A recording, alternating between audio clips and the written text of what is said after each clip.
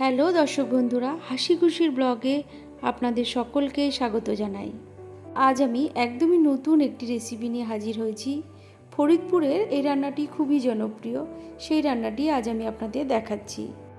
এই রান্নাটিতে সিক্রেট একটি মশলা হচ্ছে রাঁধুনি বাটা। রাঁধুনি বাটা দিয়ে মাছের ঝোল করলে এত টেস্টি হতে পারে, আপনারা না করলে বিশ্বাসই করবেন না। জন্য কী কী লাগছে একবার দেখে নিন। আমি 2টো কাঁচকলা নিয়েছি আর একটা আলু। এবার নিয়েছি 4 পিস মাছ। আমি এখানে কাতলা মাছ নিয়েছি, বড় বড় পিস করে নিয়েছি। হাফ চামচ নুন আর হাফ চামচ হলুদ দিয়ে প্রথমে মাছটাকে আমি ভালো করে মাখিয়ে রেখে দেবো আধ ঘন্টার জন্য। এই রান্নাটি যে কোনো মাছ দিয়ে করা যেতে পারে, তবে আমি এখানে কাতলা মাছ নিয়েছি। এবার আমি আধ ঘন্টার জন্য একটা ঢাকনা দিয়ে ঢেকে রাখছি। অন্যদিকে আমি কাঁচকলা আর আলুগুলোকে কেটে নিয়েছি এইভাবে লম্বা লম্বা করে। গ্যাসের উপর একটা কড়াই বসিয়ে দিয়েছি। কড়াই গরম হলে আমি এখানে পরিমাণ মতো তেল দিয়ে মাছটাকে প্রথমে ভেজে নেব। তেলটা গরম হয়ে গেছে, আমি এবার সব মাছ কটাই ভেজে নিচ্ছি একসঙ্গে। সব মাছ কটাই আস্তে আস্তে আমি দিয়ে দিলাম। 2 থেকে 3 মিনিট পর আমি আস্তে আস্তে খুন্তি দিয়ে উল্টে দেব।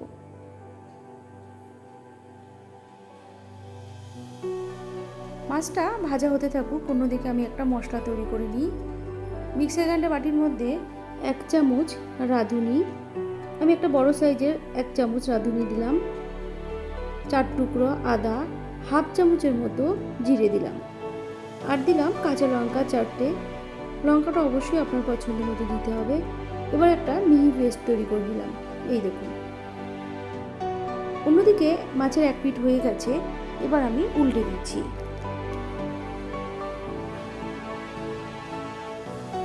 আমি মাছটাকে কড়া করে ভেজে নেব।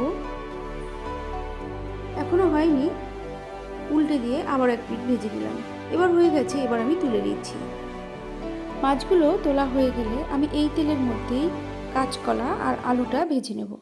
আপনারা চাইলে এই তেলটা পাল্টে নিতে পারেন, তবে আমি কিন্তু মাছ ভাজা তেলের মধ্যেই আলু আর কাঁচকলাটা ভেজে নিচ্ছি। আলু আর কাঁচকলা আপনারা চাইলে আলাদা করে ভাজতে পারেন, তবে আমি এখানে একসঙ্গে ভেজে নিলাম। হাফ চামচ নুন দিলাম।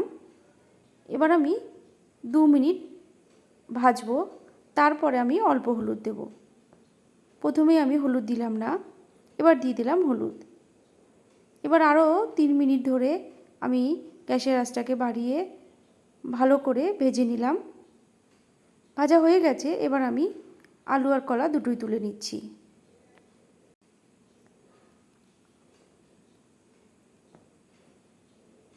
এই তেলের মধ্যে আবারও আমি একদমই অল্পই 4 চামচের 1 চামচ মতো তেল দিয়ে দিলাম, আর দিলাম 2টো তেজপাতা আর 1 চামচ রাঁধুনি। 6 থেকে 7 সেকেন্ড ওয়েট করার পরে দিয়ে দেবো বেটে রাখা রাঁধুনি, জিরে আর আদাটা। মিক্সার গ্রাইন্ডার বাটিটা ধুয়ে অল্প একটু জল দিয়ে দিলাম। এবার দিয়ে দিলাম অল্প নুন,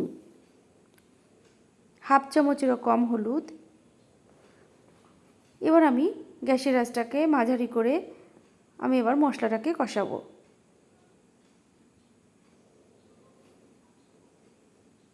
মশলা কষানো হয়ে গেছে, এবার আমি দিয়ে দিলাম আলু আর কাঁচকলা, আর দিলাম জল। আমি এখানে মোটামুটি 2 গ্লাস মতো জল দিলাম, আর দিলাম অল্প হলুদ। নুনটা ঠিকই আছে, আমি নুনটা এর জন্য আর দিলাম না। আপনারা কিন্তু এই সময় একটু নুনটা চেখে দেখবেন। এবার আমি ফুটতে দেব। 6 থেকে 7 মিনিট আমি গ্যাসের আঁচটাকে কমিয়ে ফুটতে দেব। এই সময় আপনারা চাইলে একটা ঢাকনা দিয়ে ঢেকে দিতে পারেন, তবে আমি কিন্তু এখানে ঢাকনা দিয়ে ঢেকে দিইনি। এই দেখুন, 7 মিনিট পর দেখছি কলা আলু দুটোই সেদ্ধ হয়ে গেছে। এবার আমি নেড়ে চেড়ে নামিয়ে দেব। রেডি হয়ে গেছে আমার রাঁধুনি বাটা দিয়ে কাতলা মাছের ঝোল। আমার রান্না আপনাদের কেমন লাগলো অবশ্যই কমেন্ট বক্সে জানাবেন। আপনি যদি আমার নতুন বন্ধু হয়ে থাকেন অবশ্যই আমার চ্যানেলকে সাবস্ক্রাইব করুন।